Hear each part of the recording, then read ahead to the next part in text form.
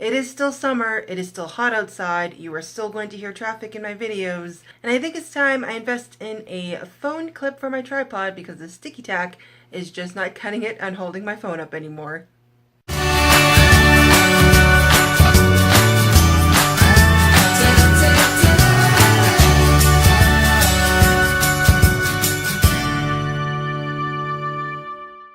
Everybody, welcome back. Today I was kind of inspired to do kind of a discussion on the story and world of Peter Pan by J.M. Barrie with all of its retellings and the plethora of adaptations that have derived from this world. So for the end of the booktubeathon, I picked up Peter Pan by J.M. Barrie. I didn't get to finish it, but I did finish it for July, and sadly I was disappointed in its storytelling, but I really still enjoy the world. I've also managed to fully read at least 2 retellings. I read Everland by Wendy Spinelli, which I loved, and will leave a link to my review for. I also read The Neverland Wars by Audrey Greathouse, and just wasn't a fan of those two. I also read at least 2 chapters of Unhooked by Lisa Maxwell, and about half a chapter of Never Never by Brianna Shrum. I wasn't a fan of those two, so I ended up DNFing them right off the bat. Now, just because I was disappointed in the original work by J.M. Barrie, that doesn't mean it wasn't a great story. It just didn't jive with me. It felt really disconnected, and it was a product of its time, and it just didn't sit well with me as a fun story. However, I still like the concept of worlds like Neverland and also Alice in Wonderland in the world of Wonderland.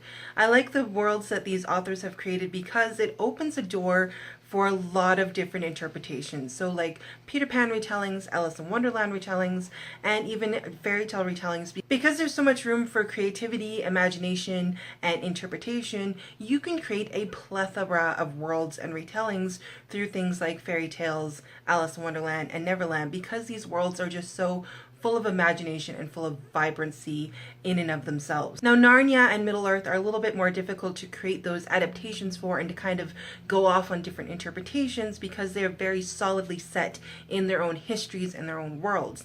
But with Alice in Wonderland and Neverland, you can really just go anywhere you want with those and still stay pretty close to the original, if not do justice to the original works. While reading the original by J.M. Barrie, I even found that the Disney movie, the Peter Pan animation one, stayed actually pretty solidly close and used a lot of the original quotes from the storybook, so it stayed pretty true to the original work. Even the Robin Williams version Hook with an adult Peter Pan actually stayed really solid to the original storyline and even had some of the original quotes in it, and I was thoroughly impressed after reading the original, seeing how these movie adaptations have really done justice to the original work and just created and expanded that world that J.M. Barrie had created, because there was so much room for so many more adventures that even the original book states we don't have time to go through all the adventures that Peter, Wendy, and the Lost Boys had. Now remember the third world I was trying to mention, Oz as well. So Oz, Neverland, and Wonderland are just great worlds to kind of spin off into whole other worlds, whole other dimensions, and whole other stories. And even those fairy tales, just creating and adapting those into new revived storylines and stories, I just find really refreshing and really exciting. Even though the book itself was a bit of a disappointment for me, I love the world it created and the stories we get to enjoy outside of that.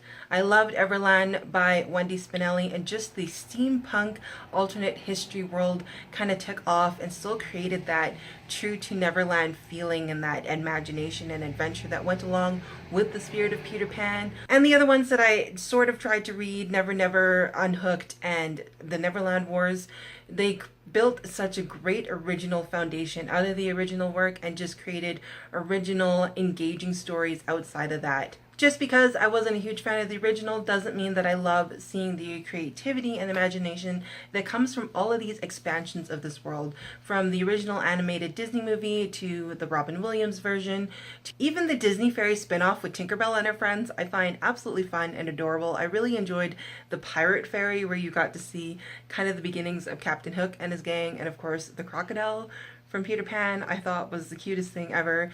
And I love seeing how this original work can transcend generations and endear new generations to its original world and its original story. Even though the original work by J.M. Barrie did not jive well with me, Neverland will always have a special place in my heart, because it is never a bad time to believe in faith, trust, and sometimes a little bit of pixie dust, and to wish on the second star to the right. Thank you for watching this random video on my love for the Land of Neverland and my views on the original work and the adaptations. If you like more videos like this, give it a thumbs up and let me know what you guys thought in the comments below, if you like the original better or the adaptations or just the world in general that this original has created. As always guys, you can follow me on my social media. I'm on Twitter, Instagram, and Goodreads. Please follow me on there. Let's chat it up in the comments. And as always guys, thank you so much for watching. I'll see you next time. Bye!